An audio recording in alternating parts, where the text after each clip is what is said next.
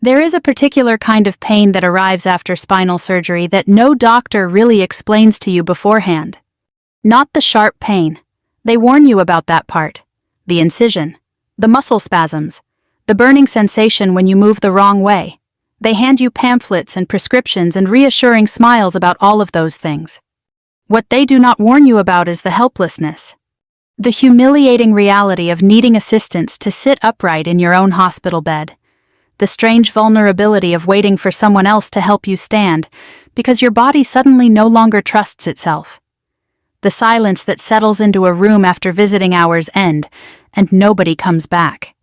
At 2:13 in the morning, lying awake beneath thin hospital blankets with stitches running down my spine and rain tapping softly against the windows of St. Matthew's Medical Center, I stared at my phone screen lighting up for the 4th time in 20 minutes. Vanessa. Again. By then, she had already left 3 voicemails. Not one of them asked how I was feeling. The 4th call stopped ringing before voicemail picked up. A text arrived seconds later instead. Mom, please call me. The bank flagged the transfer and Brian is freaking out. I looked at the message for a long moment while pain pulsed heavily through my lower back every time I breathed too deeply. Then I turned the phone face down beside me and watched darkness swallow the screen.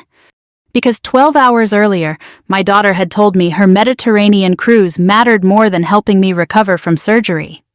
And somewhere between hearing those words and listening to rain hit the hospital windows after midnight, something inside me finally stopped making excuses for her. My name is Eleanor Whitmore. I am 64 years old. I spent 3 decades building Whitmore Design Group into one of the most successful interior design firms in coastal South Carolina. I buried my husband 13 years ago after a heart attack collapsed him onto our kitchen floor before the ambulance arrived. And until this week, I had spent most of my adult life believing love meant continuing to give people chances they had not earned. The surgery happened on a Monday morning. 7 hours, 3 titanium rods. A surgeon named Dr. Patel, with tired eyes and extraordinarily steady hands, explained afterward that recovery would take time, but had gone well overall. She used phrases like excellent outcome and strong prognosis, while I drifted in and out beneath medication fog thick enough to blur the ceiling lights into halos. Tuesday morning hurt worse. That was when reality arrived. Not dramatically, quietly. I woke before sunrise because the medication had started wearing off, and for several seconds I could not move without sharp heat ripping across my spine. Even breathing felt cautious, clinical, measured. A nurse named Carla helped me sit up slowly around 6:30. "You've got to stop holding your breath," she told me gently while adjusting pillows behind my back. "I'm trying not to feel like my skeleton is separating. That'll improve by Friday." I appreciated that she did not lie and say tomorrow. Outside the hospital windows, Charleston sat beneath cold November rain. Gray harbor water, wet rooftops, church steeples disappearing into fog. The city looked blurred and distant, like something viewed through memory instead of glass. I remember thinking Richard would have hated this weather. That thought hit harder than expected. Grief changes shape over time. People tell you it fades, but that is not really true. It simply becomes quieter, more selective. Some days it sits silently in another room. Other days it appears suddenly because of rainwater on windows or the smell of coffee or a sentence you almost say aloud before remembering nobody is there to answer anymore. Richard had been dead 13 years, and I still occasionally reached for him mentally before reality corrected me. At 8:15 I called Vanessa. She answered on speakerphone. I knew immediately because I could hear movement and zippers and Brian talking somewhere nearby. "Mom," she said distractedly. "Everything okay?" I explained where I was. The surgery, the recovery timeline, Dr. Patel's instructions that someone should stay with me during the first week after discharge because bending stairs and basic movement were going to be difficult. Silence. Not concern. Logistics. Then Brian's voice cut through faintly in the background. "Ask her if she confirmed the nurse." I closed my eyes briefly. Vanessa exhaled. "Mom, the cruise leaves Thursday." "I know. We already paid for everything." I said nothing. She continued more quickly now, defensive energy gathering momentum. "You know, Brian's company bonus finally came through this year. We've been planning this forever." "I know." Another pause. Then she said the sentence that changed something permanently between us. "Mom, you always make me feel guilty when I choose my own life." That one landed cleanly. Not because it was cruel. Because part of her genuinely believed it. I stared out at rain sliding slowly down the hospital glass, while something heavy settled quietly into place inside my chest. "I asked if you could help me after surgery," I said carefully, "not give up your future." "You know that's not what I mean." Behind her voice I heard Brian say something about boarding confirmations. Then Vanessa lowered her voice slightly. "We can't babysit you right now." There it was. Not mother. Not recovering patient. Not widow. Babysit. I looked down at my hands resting stiffly against the blanket. Hands that had paid her rent after Richard died because she was grieving too. Hands that had covered private school tuition for the twins when Brian's startup failed. Hands that transferred $7,500 into her account every month because somewhere along the line, financial support became easier than emotional honesty. And suddenly I was tired. Not angry yet. Just tired in a deep structural way. "All right," I said quietly, "you should go enjoy your trip." Relief arrived in her silence before gratitude did. "Thank you for understanding." Understanding. What a dangerous word that can become inside families. After we hung up, I set the phone beside me and stared at the rain outside for a very long time. Around 10, Carla returned with medication and found me still sitting exactly the same way. "You all right?" she asked. My daughter chose a cruise over helping me recover from spinal surgery. Carla adjusted my IV without reacting immediately. "How old is she?" 38. Carla nodded once like that explained more than enough. "You know what hospitals teach you?" she said after a moment. "What's that?" "People tell the truth fastest when inconvenience enters the room." Then she left before I could answer. Around noon, my phone buzzed again. "Vanessa." I ignored it. Another text followed minutes later. "Mom, did you already schedule the private nurse? Brian says we should probably split the cost if insurance won't cover it." If insurance won't cover it? Not how bad is the pain? Not are you scared? Not do you need me? I looked toward the bathroom across the room and suddenly realized I needed to stand. Not because my body was ready. Because if I stayed in that bed another minute I was going to cry. And I had spent too many years surviving difficult things to let my daughter reduce me to tears over a vacation package. Getting to the bathroom took almost 3 full minutes. By the time I reached the sink, sweat dampened the back of my hospital gown beneath the brace. Pain burned sharply through my spine and down my hip, hard enough to blur my vision for a second. I gripped the counter and looked at myself in the mirror. Pale. Exhausted. 64 years old and standing alone in a hospital bathroom while my daughter packed for Santorini. Something inside me cracked then. Not loudly. Just enough. I bowed my head once and cried silently for maybe 30 seconds, while fluorescent lights hummed overhead and rain tapped against the hospital windows behind me. Then I washed my face, straightened carefully, and walked back toward the bed one slow step at a time. The morning light came pale through the hospital blinds diffused by lingering fog from Charleston Harbor. I could feel every stitch along my spine with each cautious breath, a reminder that recovery demanded patience I had long thought I possessed, but now realized I had underestimated. Each movement a negotiation, every shift a small battle with my own body. Grace arrived shortly after 7, carrying a paper bag from the pharmacy and a folded blanket. She moved quietly, but with intent, laying out everything I would need to manage the day ahead. The sound of the rain softened, replaced by distant church bells ringing over the harbor, their low chime weaving a gentle rhythm into the room. Her presence was comforting without being overpowering, a quiet counterpoint to the chaos I felt inside. "Coffee?" she asked, her voice gentle, almost hesitant. I nodded. She poured the dark roast just the way I liked it, a splash of cream, 1 packet of sugar. The aroma filled the room, grounding me. My phone buzzed once. Vanessa. I didn't answer. Another buzz followed, then a third. Each one was a sharp reminder of a pattern I had allowed to continue for far too long, one that equated financial support with love. I sat in the chair, feeling the stiffness in my lower back and the dull ache in my legs, watching Grace move efficiently around the room, setting up my medications, checking the schedule for therapy visits, and adjusting the blankets just so.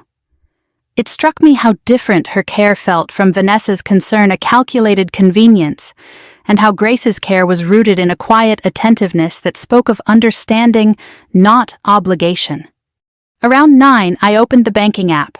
The transfer was scheduled for Friday morning, $7,500. I stared at the number, tracing the path it had taken over the years: tuition, car leases, credit cards, vacation deposits. Each dollar a substitute for honesty, each payment a barrier to real conversation.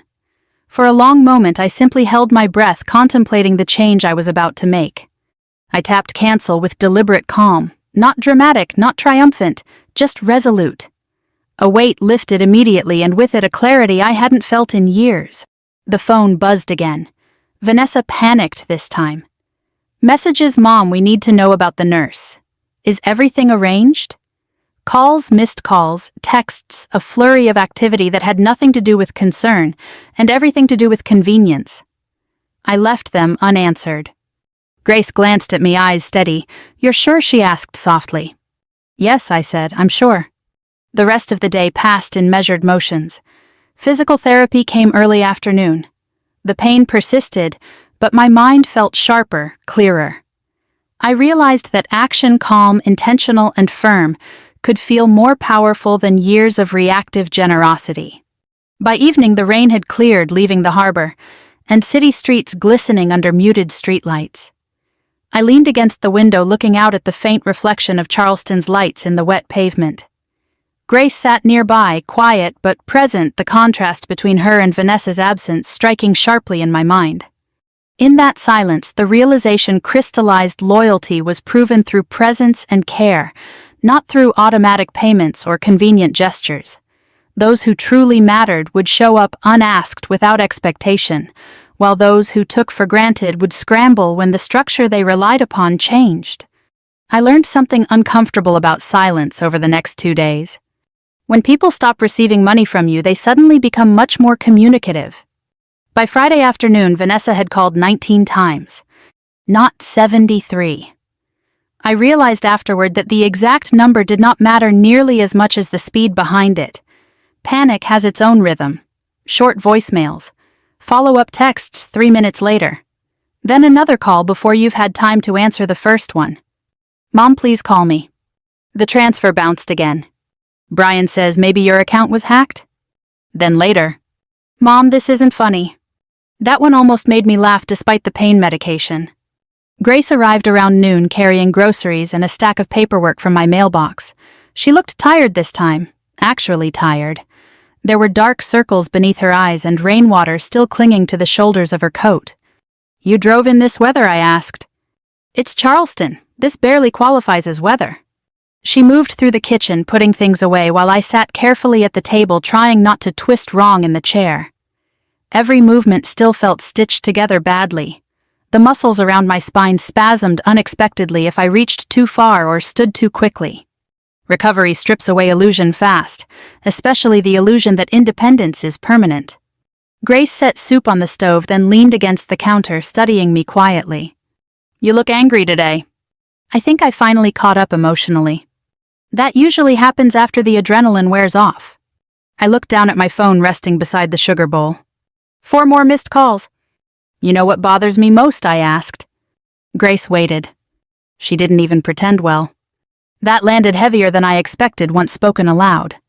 If Vanessa had hesitated, if she had sounded torn, if she had cried and said she didn't know what to do, maybe some part of me could have continued defending her. But she had sounded annoyed. Annoyed. At the memory, something sharp moved through my chest again. Grace stirred the soup slowly before answering. "People don't become entitled all at once, Eleanor. They practice." That sentence sat between us quietly. Because she was right. And if I was being honest, I had handed Vanessa the practice material myself for years. After Richard died, everything became about survival. Vanessa had been 25, then newly married, frightened, emotionally volatile in ways grief often makes people. Brian's startup collapsed 6 months later. Money got tight. The twins came unexpectedly early and spent weeks in NICU care. So I helped. At first anyone would have. Mortgage payments, groceries, medical bills. Then Brian recovered financially, but somehow the assistance never stopped. The lifestyle simply expanded around it. Better schools, better vacations, better neighborhoods. Every improvement quietly absorbing my money until eventually nobody acknowledged it anymore because acknowledgement would have required honesty. I rubbed my hand slowly across the edge of the kitchen table. I think somewhere along the way I said quietly she stopped seeing generosity as generosity. Grace turned down the stove flame. That happens when people receive something long enough without consequences attached. I looked up at her carefully then. You disagree with what I did? She hesitated. Good. That hesitation made her human. I think, she chose her words carefully, I think making permanent decisions while hurt can become dangerous. I'm not hurt. Grace gave me a look over the soup pot that said older women should not insult each other with obvious lies. I exhaled slowly. All right, I admitted, I'm hurt. There it is. But I'm also clear. That mattered. Pain clouds judgment sometimes. But occasionally pain removes fog instead.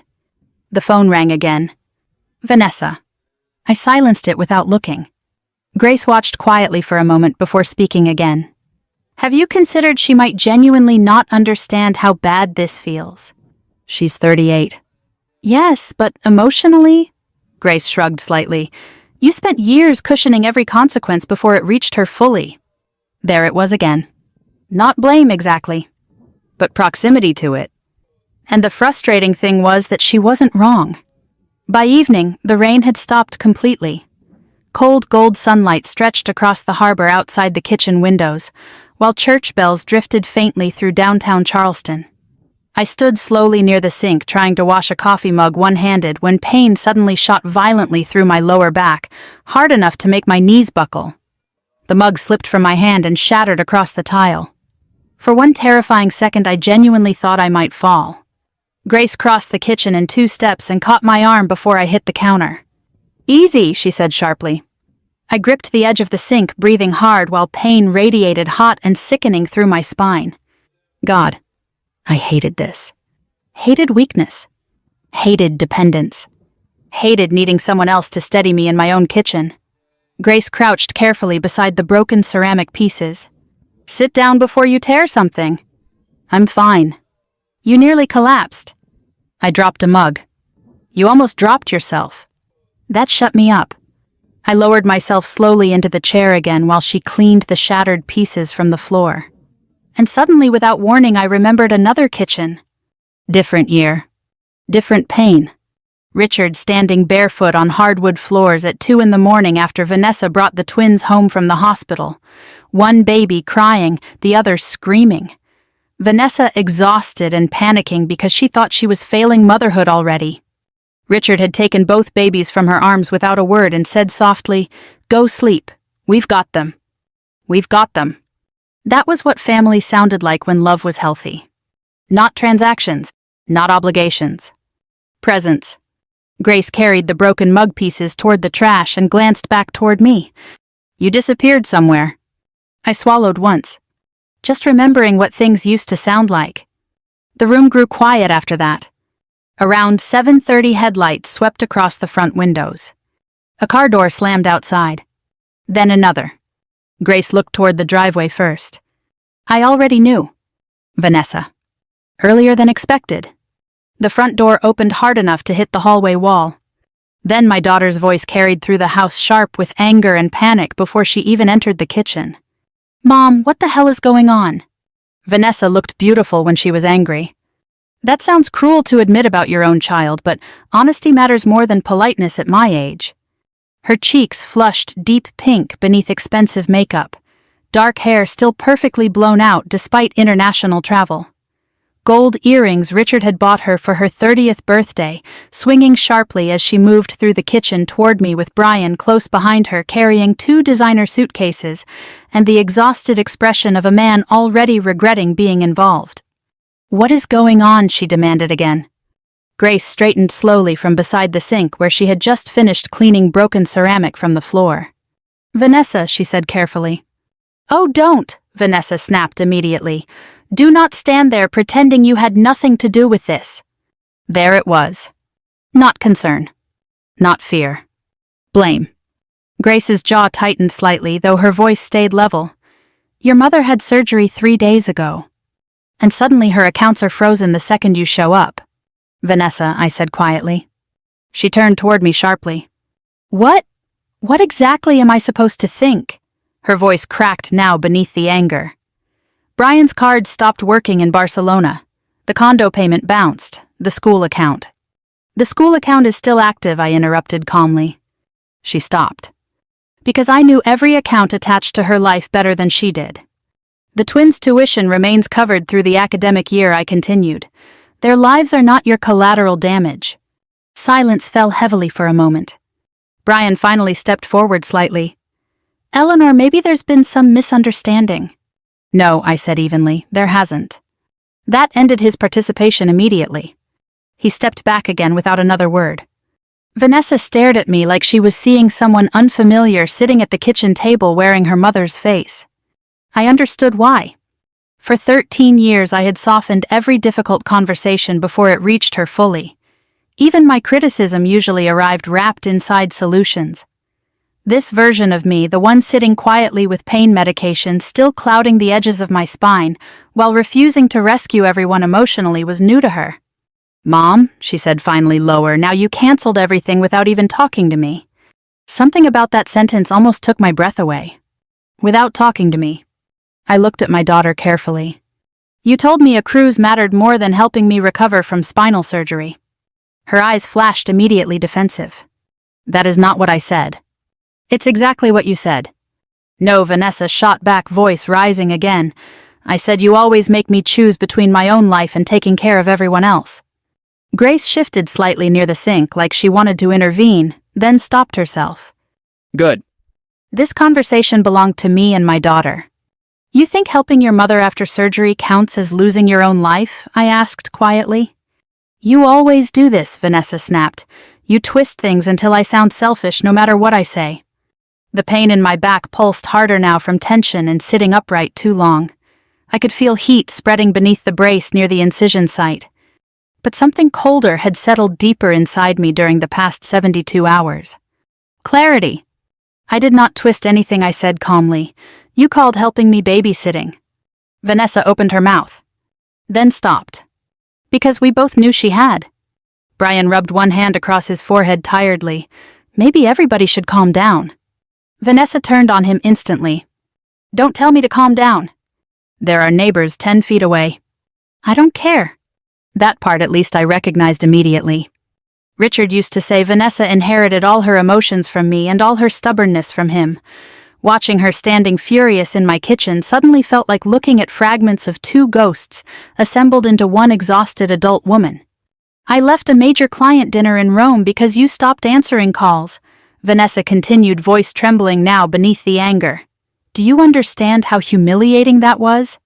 I stared at her. And there it was. Not fear for me. Humiliation for herself. Somewhere near the doorway, Grace exhaled softly under her breath. Vanessa noticed immediately. "Oh my God, you really turned her against me." "Stop," Grace said sharply. "No, seriously. This is insane.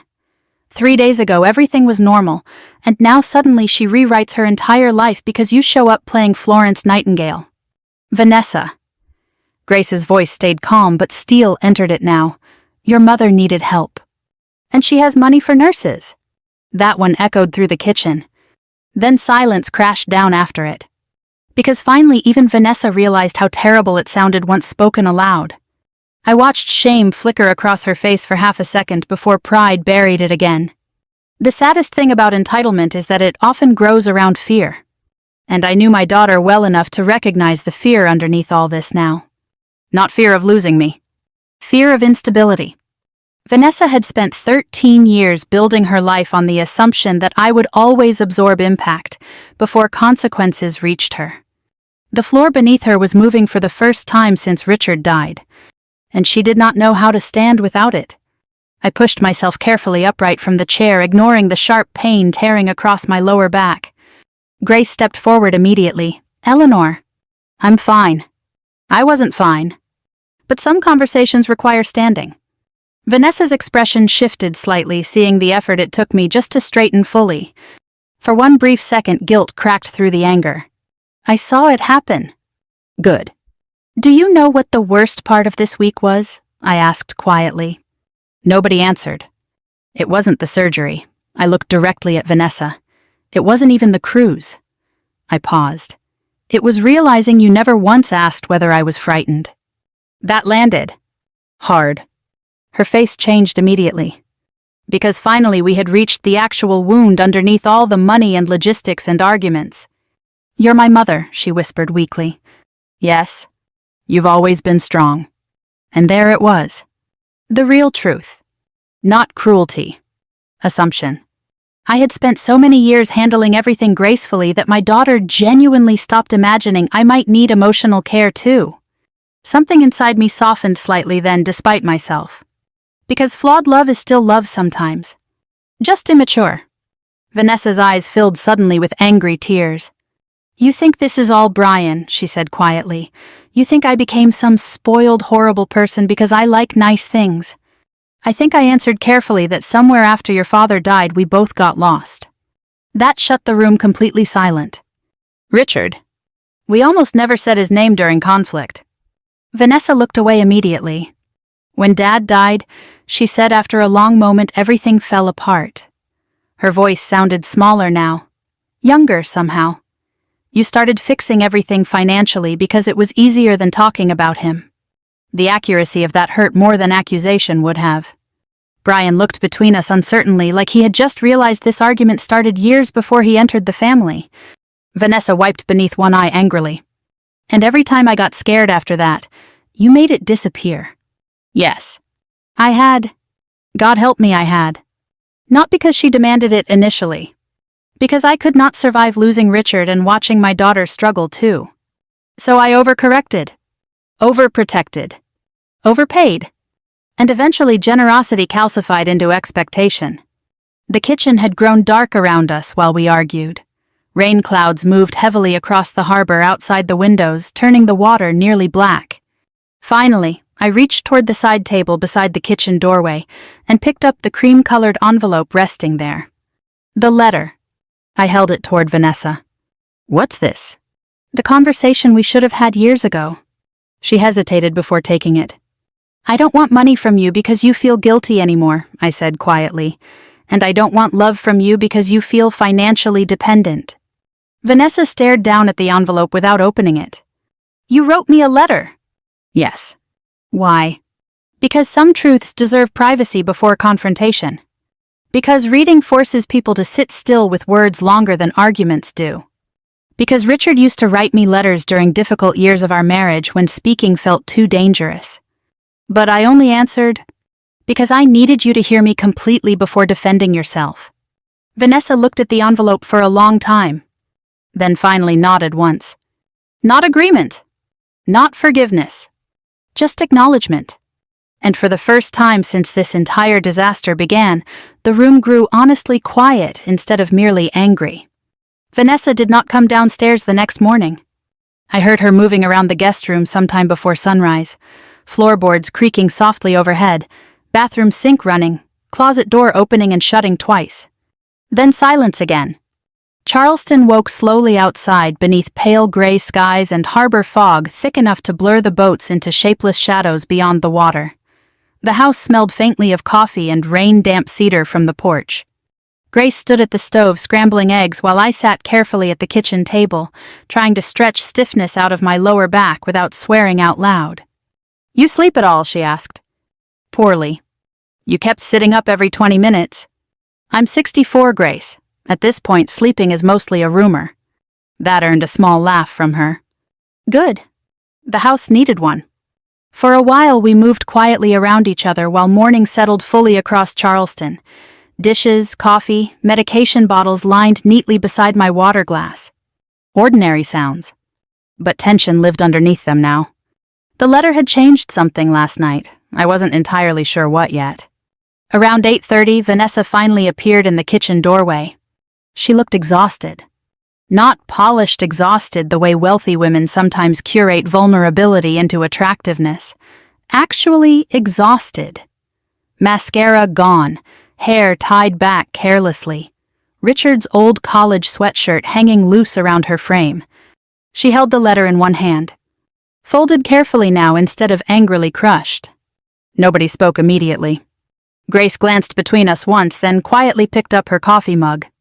I'm going to check the porch plants before the storm comes back. I appreciated that she left without dramatizing it. Vanessa sat slowly across from me after Grace disappeared outside. The kitchen remained silent except for the ticking grandfather clock near the hallway and gulls crying faintly beyond the harbor. Finally, she placed the letter on the table between us. I didn't know you felt this alone. That hurt worse than yelling somehow. Because she meant it honestly. I folded my hands together carefully. That's part of the problem. She looked down. In the letter I had written things I probably should have said years earlier. Not accusations. Truths. That after Richard died I became terrified of losing her too. That every transfer and emergency payment slowly turned our relationship transactional without either of us admitting it aloud. That I had spent years paying for access to my daughter's attention because money felt safer than vulnerability. And worst of all, that somewhere along the line she stopped seeing me as someone capable of loneliness. Vanessa rubbed her thumb slowly across the folded paper. When Dad died, she said quietly, I thought you were handling it better than me. I almost laughed at that. Richard collapsed on our kitchen floor while reaching for coffee mugs before work. 1 second alive. The next second gone before paramedics arrived. Nobody handles that well. Some people simply perform functionality more convincingly afterward. I wasn't, I said softly. Vanessa's eyes filled immediately.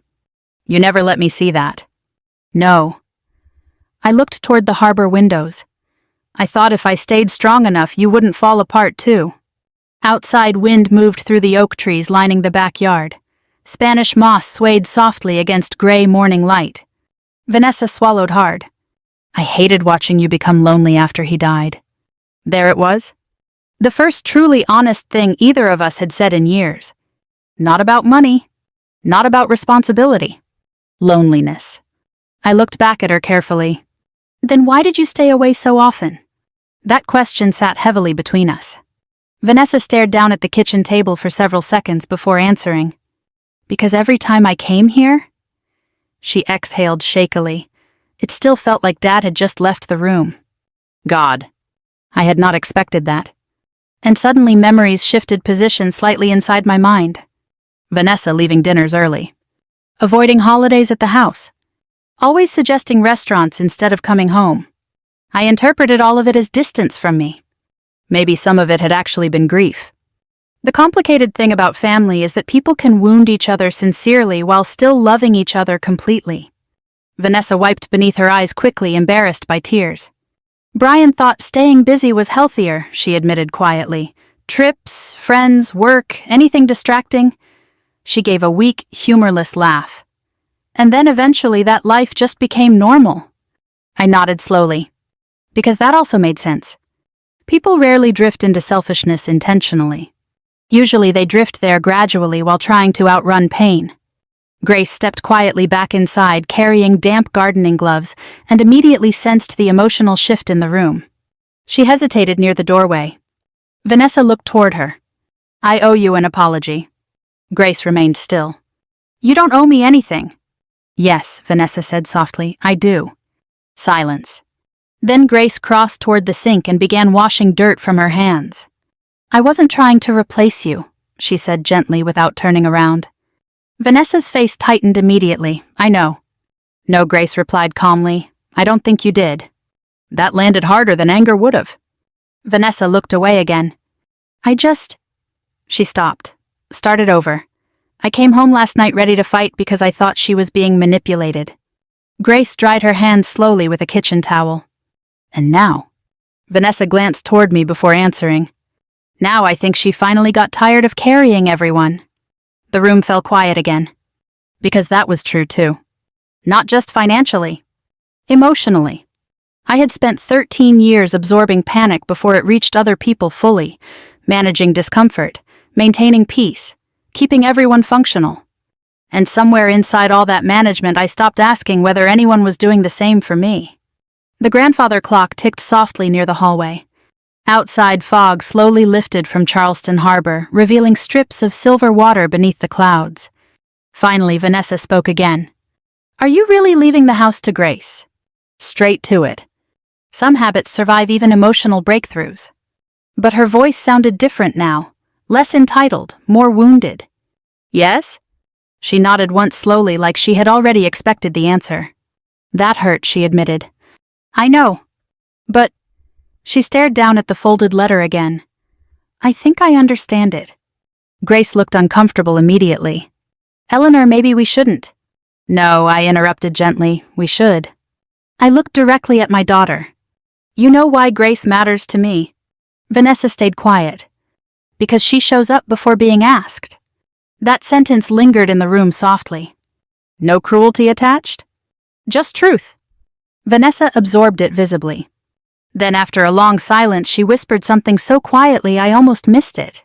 "I used to." I looked up sharply. And suddenly I saw her younger again. 22 years old. Sitting beside me on hospital floors after Richard's bypass surgery years before the heart attack finally killed him. Bringing coffee during late client nights at the design firm. Sleeping beside me in my bed the first week after the funeral because neither of us could stand being alone in separate rooms. She used to. Somewhere along the line, grief hardened differently inside both of us. I reached slowly across the table and covered her hand with mine. The gesture surprised both of us. "You still can," I said softly. Vanessa broke then. Not dramatically. Just quietly. Tears slipping down her face while morning light spread pale gold across the kitchen windows, and Charleston Harbor finally emerged fully from the fog outside. Grace turned away discreetly toward the sink, pretending to reorganize dishes. Good woman. Good enough to give private pain dignity. After several minutes, Vanessa laughed weakly through tears. "You know what's awful?" "What?" I really did think the cruise mattered more at the time. Honesty again. Painful but honest. I squeezed her hand lightly. "That's because you built a life where comfort became louder than connection." She nodded immediately. "Yes." No defensiveness left now. Just exhaustion. And maybe shame. But shame can become useful if people survive it honestly. By afternoon, sunlight finally broke fully across Charleston. Golden reflections shimmered over the harbor while gulls drifted low across the water outside the porch. Grace helped me walk slowly onto the back deck wrapped in one of Richard's old wool blankets.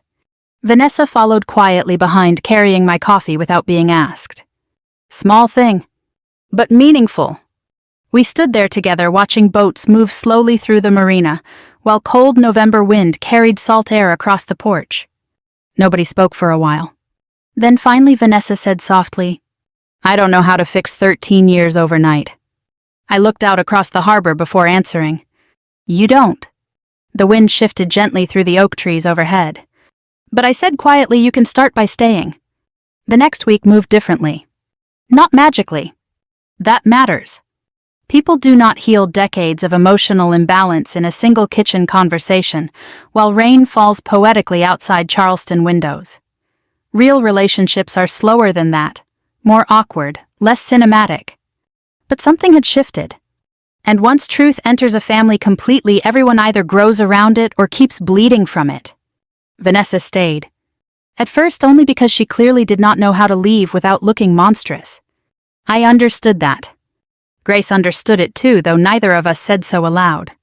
The first 2 days after our conversation felt cautious in the way newly repaired bridges probably feel under traffic. Careful movements, measured words, everyone testing whether the structure underneath could actually hold weight again. But then small things started happening.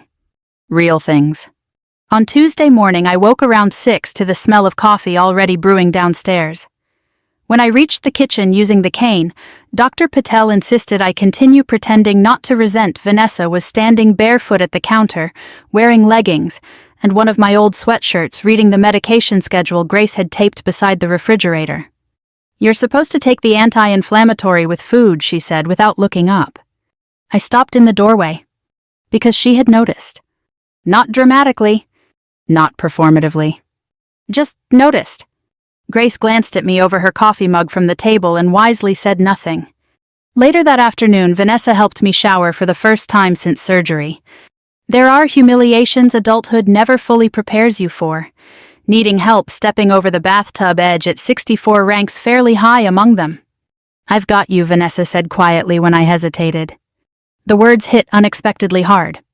Because suddenly I remembered saying almost the exact same thing to her after she gave birth to the twins. Vanessa, exhausted and shaking and terrified to hold 2 newborns at once while recovering from an emergency C-section. I had stood beside her hospital bed and said, I've got you. Funny how love circles back around eventually if people let it. That night after dinner, Brian finally called. Vanessa took the conversation outside onto the back porch, but old Charleston houses are built for airflow, not privacy. Voices carried through the screen door clearly enough for me to hear pieces of it while Grace pretended to read invoices across the living room. No, Vanessa said sharply, I'm not coming back this weekend. Pause. No, Brian, listen to yourself. Another pause. Then quieter. She just had surgery. I looked down at my tea carefully so Grace would not see the sudden emotion crossing my face. Because there it was. The shift. Not perfection. Awareness. After the call ended, Vanessa came back inside looking exhausted. Brian thinks I'm overreacting now, she said flatly. Grace snorted softly before she could stop herself. Vanessa actually laughed a little at that. Good. People who can still laugh during difficult conversations usually aren't completely lost yet. By Thursday, my stitches hurt less. By Friday, I could walk slowly across the porch without the cane if someone stayed nearby. And by Saturday morning, Charleston finally gave us sunlight again. Cold gold. November sunlight poured across the harbor and through the kitchen windows, while Vanessa stood beside me making scrambled eggs badly enough that I eventually had to intervene despite the pain in my back. You're overcooking them. I'm trying not to poison you. Eggs are not cyanide, Vanessa. They become close if you leave them too long. Grace sat at the table laughing quietly into her coffee. Ordinary. That was the word I kept returning to. Not dramatic reconciliation. Not emotional speeches every 5 minutes. Just ordinary care slowly returning to the house. And somehow that felt more valuable than grand apologies ever could. Around noon, Vanessa found Richard's old photo albums in the upstairs hallway closet. That was harder. We sat together in the living room while harbor light shifted softly through the windows and looked through 30 years of our lives pressed flat between plastic pages. Richard holding newborn Vanessa in the hospital. Family beach trips on Hilton Head. Christmas mornings. School recitals. The twins as babies sitting on Richard's lap 6 months before he died. At one point, Vanessa touched a photo gently and whispered I forgot his voice. That nearly broke me. Because grief does that eventually. It steals details quietly while people are busy surviving. I still hear him sometimes, I admitted softly, usually in the kitchen. Vanessa smiled sadly. He always sang badly while making coffee. Terribly. Grace listened quietly from the armchair without interrupting. And for the first time in years, remembering Richard felt less like reopening a wound and more like sitting beside someone who had briefly stepped out of the room. That evening, after Grace left to spend the night at her own apartment for the first time in nearly a week, Vanessa helped me settle onto the back porch, beneath thick blankets against the cold. Charleston Harbor glowed amber beneath sunset, boats drifting slowly through darkening water, church bells ringing somewhere downtown. Vanessa sat beside me quietly. Then, after a long silence, she asked the question I think she had been avoiding since all this began. Are you still changing the will? Straight to the truth again. I appreciated that more now. Yes, I answered calmly. She nodded once. No argument. No anger. Just acceptance. After a minute, she said softly, I think part of me kept believing there would always be more time. The harbor wind moved gently through the porch screens. More time for what I asked. To pay attention, she swallowed hard, to show up properly. I looked out toward the water before answering. People always think relationships stay exactly where they left them. Vanessa wiped beneath one eye quickly. I really did love you, Mom, even when I was being selfish. I know. That surprised her. She looked toward me immediately. You do? Yes. I smiled faintly. Selfish people usually don't panic this hard after realizing they hurt someone. Silence settled warmly between us after that. Then Vanessa laughed weakly through tears. I still can't believe you canceled the transfer while lying in a hospital bed. That one made me laugh too, despite myself. It felt very dramatic at the time. It was dramatic. No, I corrected gently. It was overdue. We sat together listening to harbor water slap softly against marina docks below the bluff. Then finally Vanessa asked, Do you think Dad would be disappointed in me? Ah, there it was. The real fear underneath everything. Not money. Not inheritance. Him. I looked carefully at my daughter sitting beside me wrapped in blankets against the Charleston cold. Vanessa had Richard's eyes. Same stubborn mouth, too. He would have been disappointed by some choices, I said honestly. She nodded slowly like she deserved that. But I continued quietly, he also would have understood why you got lost.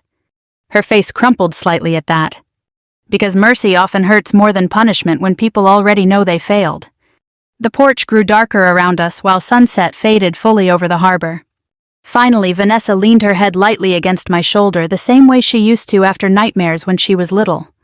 And God help me, after everything I still loved her enough that it hurt. Not because she earned it perfectly. Because she was mine. The next morning, Grace returned carrying pastries from King Street and found Vanessa asleep on the couch downstairs beneath one of Richard's old blankets. She paused quietly near the doorway, looking between me and my daughter. Then she smiled softly. Not triumphant. Not possessive. Just relieved. Good woman.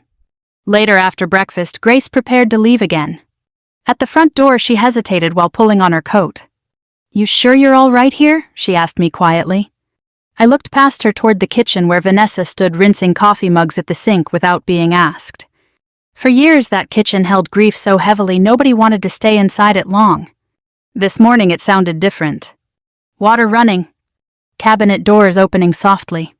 My daughter humming under her breath while sunlight moved across the floor. Home again. Or at least trying to become one. I looked back at Grace. Yes, I said softly, I think we finally are. After she left, I walked slowly onto the porch alone. Charleston Harbor stretched silver blue beneath the late autumn sky, while gulls drifted lazily over the water and church bells echoed faintly through downtown. Inside the house, I could hear Vanessa laughing quietly at something on the radio while washing dishes. Small sound. Ordinary sound. But real love often returns that way. Not through grand speeches. Through presence. Through staying. Through choosing day after day to keep walking back into the room after inconvenience enters it. I stood there listening to my daughter move around the kitchen behind me while harbor wind carried salt air across the porch. And for the first time since Richard died 13 years earlier,